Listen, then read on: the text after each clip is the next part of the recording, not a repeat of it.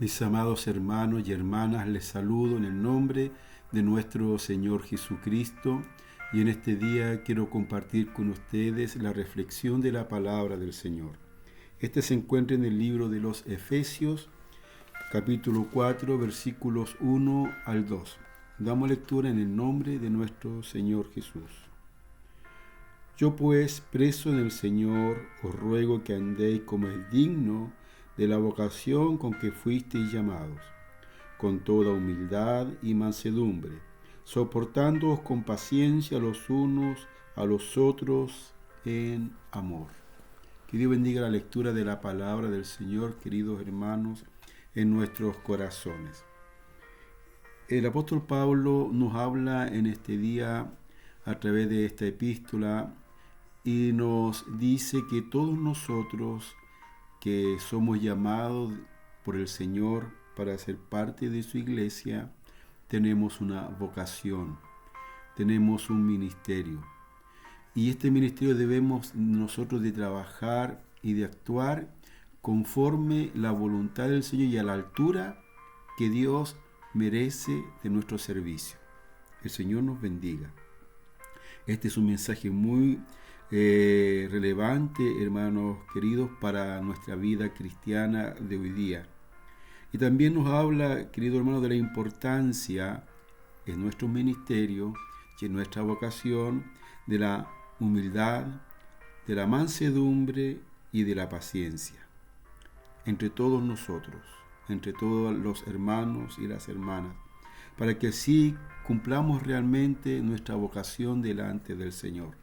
Por lo tanto, hoy día vamos a meditar un poco en estas tres características que son importantes para que podamos cumplir de buena forma el llamado que Dios nos ha dado. Lo primero que nos habla el apóstol, ¿cierto?, a través de la palabra del Señor, es acerca de la humildad. El Señor nos bendiga.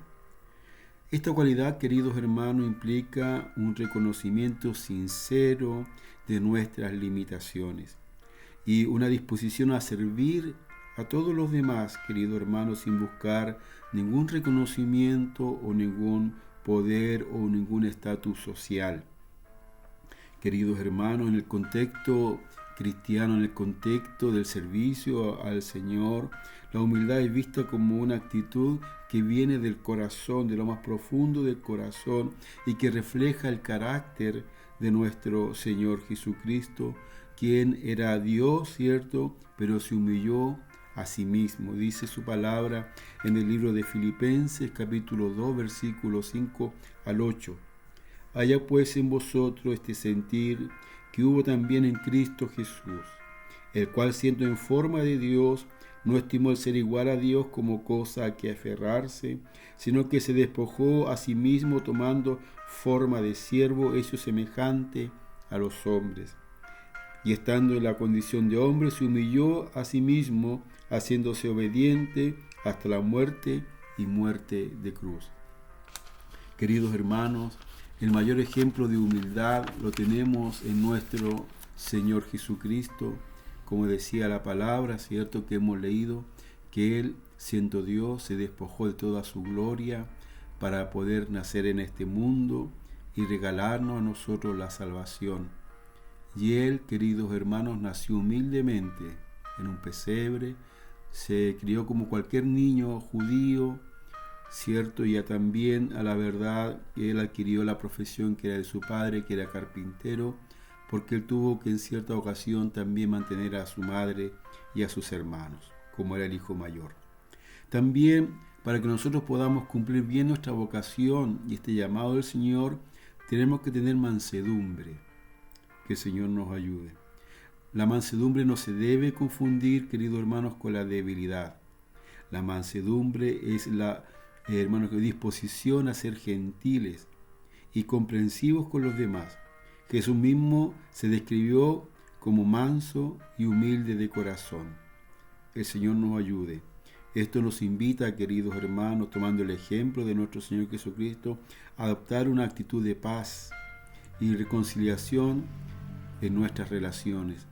Recordemos cuando nuestro Señor Jesucristo fue llevado delante de Poncio Pilato, Él no dijo ninguna palabra y se sujetó y fue humildemente a la cruz. Es el ejemplo que nosotros debemos tomar en cuanto a la humildad. También dice su palabra en Mateo 5:5: bienaventurados los mansos, porque ellos recibirán la tierra por heredad. El Señor nos ayude. Entonces tenemos que ser mansos delante del Señor. También dice su palabra en Mateo 11:29: llevad mi yugo sobre vosotros y aprended de mí, que soy manso y humilde de corazón, y hallaréis descanso para vuestras almas. También nuestro Señor Jesucristo nos da ejemplo de mansedumbre. El Señor tenga misericordia y nos aumente la fe. Y por último, también la palabra del Señor, queridos hermanos, nos habla para que podamos cumplir nuestra vocación a la cual hemos sido llamados de parte del Señor, porque no nos llamó un hombre, nos llamó Cristo el Señor, en la paciencia. El Señor nos ayude. Queridos hermanos, la paciencia es la capacidad de soportar las dificultades y las ofensas de los demás por amor. Que el Señor nos ayude. Es un llamado a ser tolerantes, queridos hermanos, y a no reaccionar con ira o resentimiento, sino a ser comprensivos y a perdonar.